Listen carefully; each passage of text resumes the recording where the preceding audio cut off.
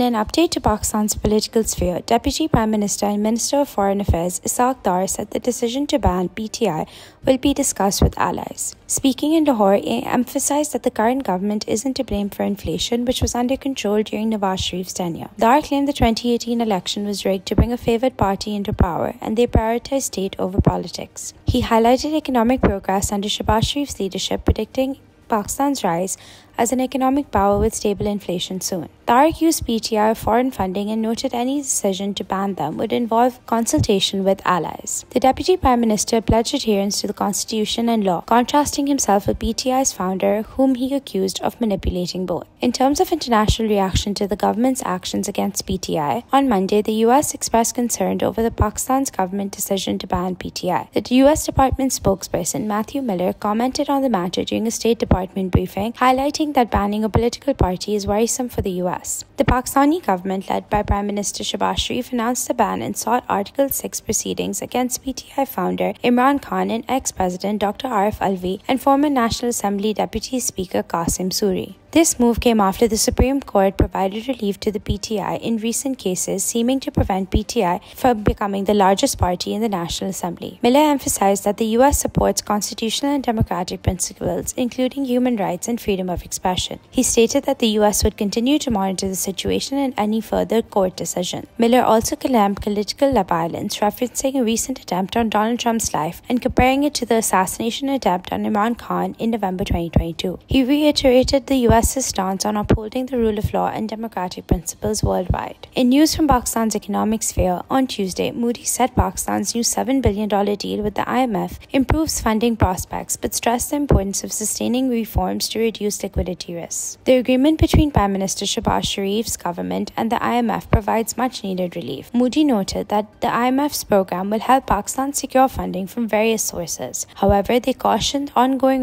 reforms like tax changes and energy tariff adjustments are essential for continued support. Moody's also warned that social tensions due to high living costs and taxes could hinder these reforms. They added that Pakistan's current foreign reserves are far below its needs and weak governance could further complicate reform efforts.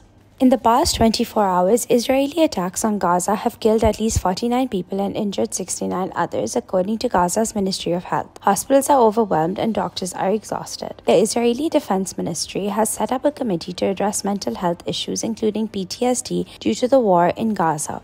They stated about 36% of the 9,400 injured are facing mental health problems.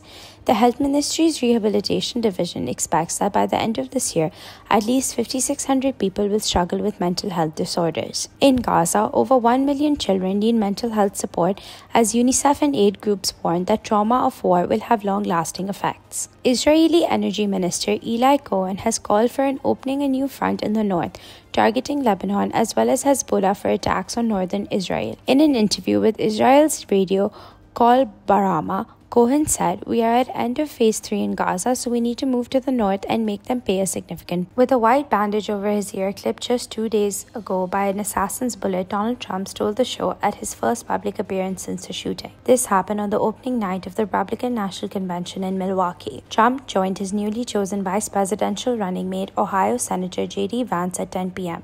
Eastern Time for Monday night's final speeches. The crowd chanted "fight," the word a bloody-faced Trump had shouted while pumping his face in the air as the Secret Service rushed him off stage in Butler, Pennsylvania on Saturday. On the same day, Republican delegates officially nominated Trump for his third consecutive presidential election and confirmed Vance as his running mate, and opened a 4-day convention aimed at making the case for another Trump term and against re-electing President Joe Biden. Lately, the public's calls from Democrats asking President Joe Biden to step out of the presidential race have quieted down. However, private efforts to nudge the president and his top aides are still ongoing, according to several Democratic sources who spoke to CNN. One key effort includes repeated memos from seasoned Democratic pollster Sandy Greenberg. He has been telling Biden and his team that the president is on track to lose the election, which could deeply damage other Democratic candidates as well. One Democrat described in a recent memo from Greenberg saying Biden could lose everything. Another Democrat close to the White House called the memo devastating. According to CNN, Greenberg has sent several memos over the past 2 weeks, especially after Biden's poor debate performance.